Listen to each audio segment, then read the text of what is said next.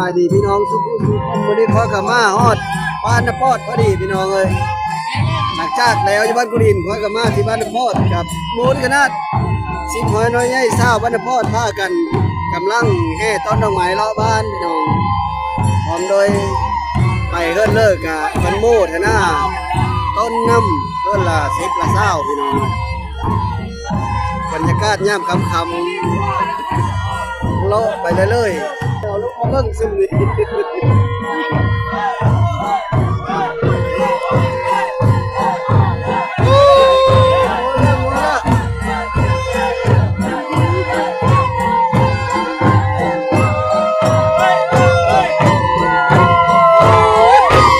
ในบ้านปอดได้เลยพี่น้องบ้านปอด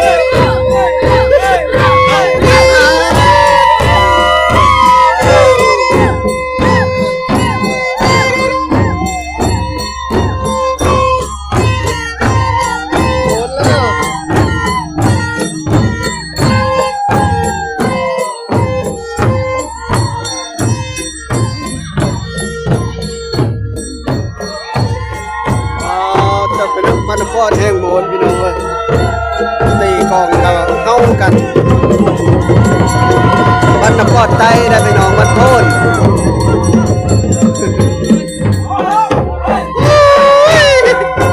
หมดแล้ว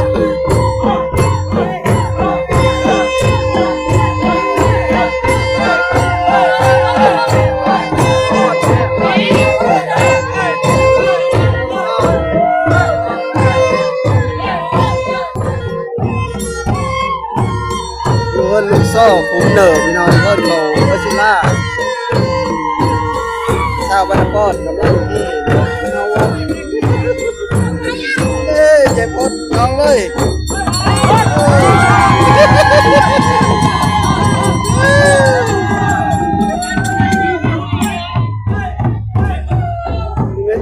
เจ็บพ่อนเนาะเจ็บพ่อน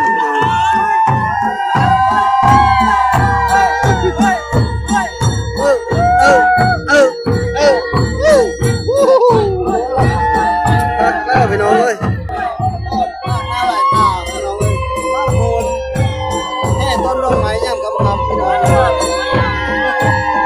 ไปมากพื้นมาเด้อพื้นยังมี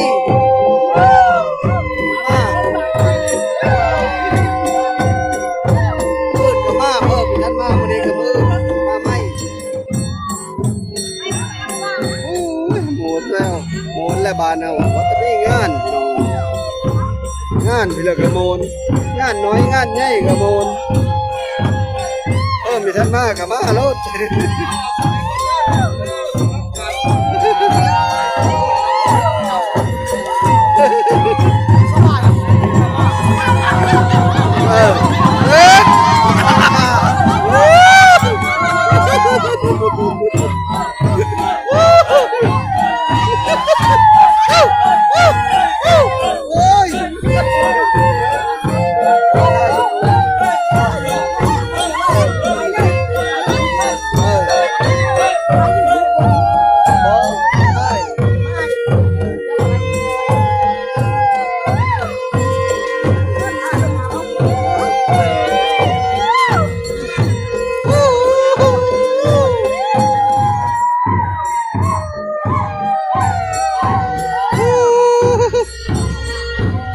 เงินก็ได้หลายแต่เนาะไปแพร่ตามบ้านตามเพื่อนก็ดี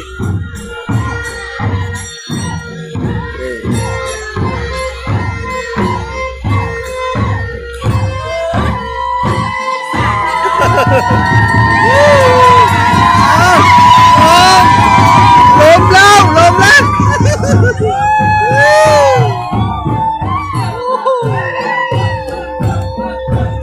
ขั้นมันเป็นผู้ชายจักซ้ำเลิกผู้ชายมันกลุ่มมากกลุ่มห้ามไม่ได้ก็เป็นผู้ชายได้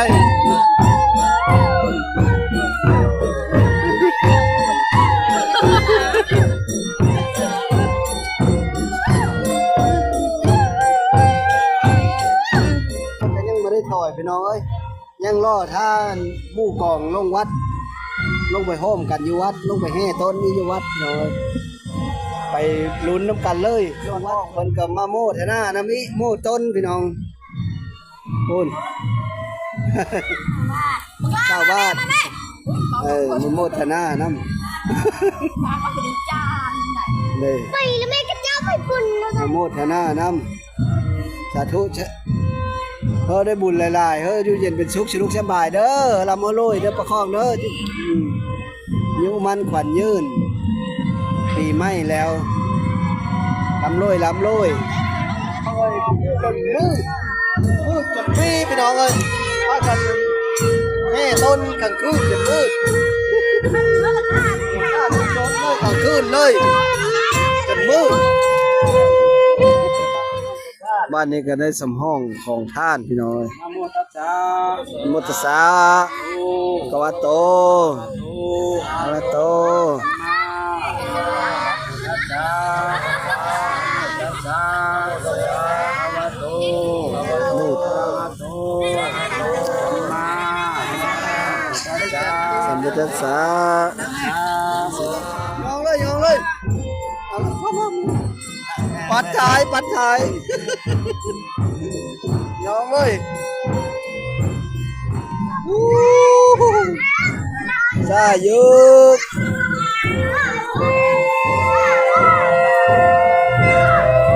ชอบผู้หลังของนะ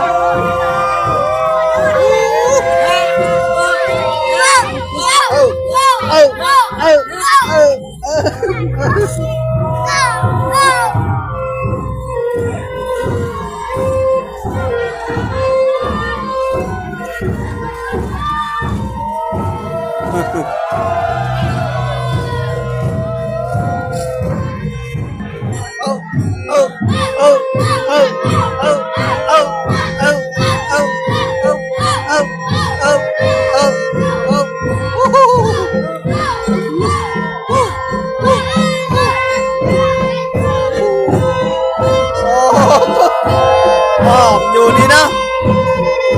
เบ้บ่เบ้พี่น้อง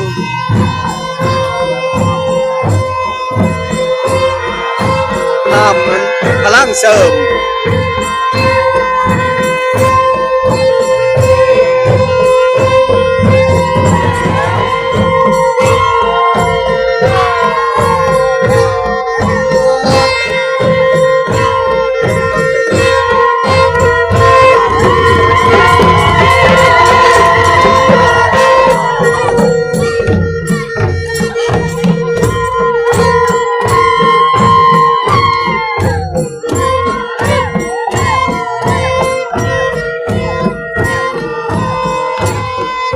มืดเลยพี่น้อง7 โมง 8 โมงเลย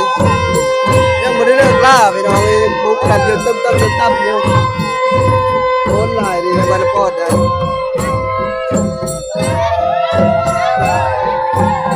เป็นผู้หน้าคู่ตา10 น้อยช่วยใหญ่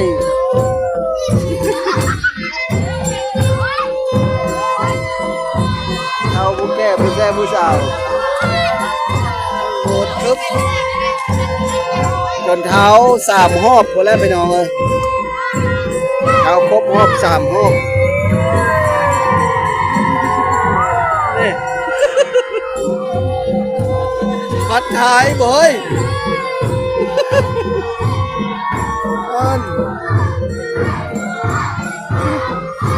เอาไป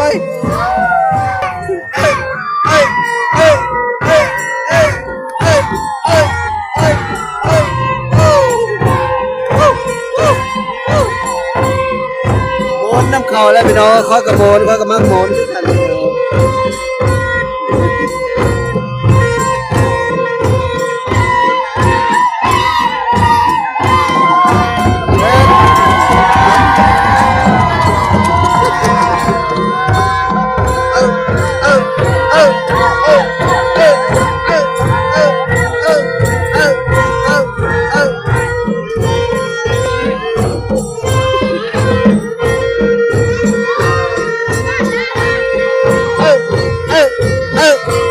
อีลาฝนงามแท้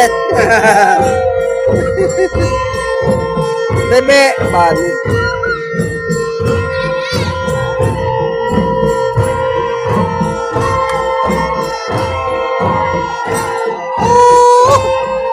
มักโก มาโหมดอยู่วัดบ้านนี่พี่น้องเอ้ยอันนี้ก็คือสงกรานต์บ้านนาปอดบ้านนาปอดใต้พี่น้องเอ้ยบ่แม่นบ้านนาปอดเหนือปีใหม่มือสุดท้ายเวลา2 ทุ่มตอนนี้หลังจากได้3 รอบแล้วเพิ่นก็สิได้ถวายต้นมาในพี่น้องเอ้ยเมื่อกี้นี่นะเฮาประกาศวัตถุทานบ้านนี้ก็ได้เข้ากับถวายแล้วก็พระอาจารย์เพิ่นญาตินำพี่น้องญาติพอเพิ่นญาตินำถวายต้นกะละเพิก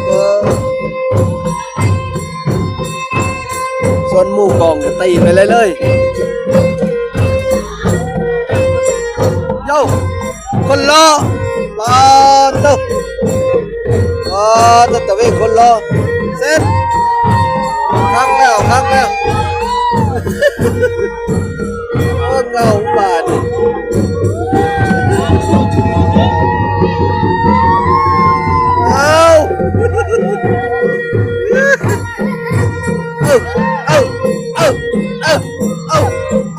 เอาขอนคักแน่นี่ก็นักปราชญ์อาจารย์เพิ่นกำลังสิไว้พระหัตถ์ศิลป์หรือว่าถวายต้นกระพึกพี่น้องหลังจากเฮาอันไปหามาได้มามอบถวายพ่อแม่ครูบาอาจารย์อยู่บ้านเฮานี่แหละก็คือยะตาจันทร์ข้องหรือว่ายะพอจันทร์ข้องอยู่วัดบ้านนาปอดไตศิลวัฒน์จันทร์ข้องแล้วก็อาจารย์ถึงเป็นผู้นำผ้า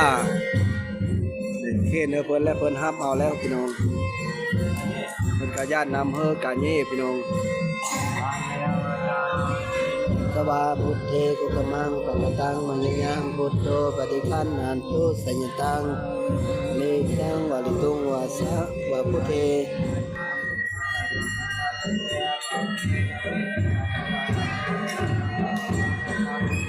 ตอนนี้หลวงพ่อเพิ่นก็ญาตินำและพี่น้องญาตินำอันนี้ก็พากันกราบลาพี่น้อง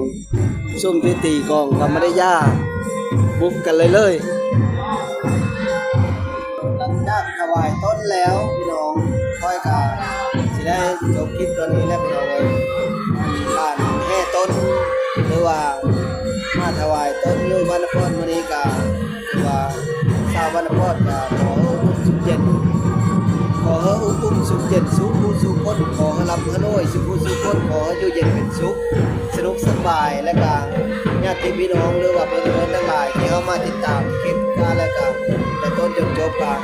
ขอใส่ให้พ่อมีสุขภาพแข็งแรงเพื่อรับให้รวยสุขผู้สุขคนขอให้มีสุขกายสบายใจรับให้รวยตลอดปีตลอดไปสบายดี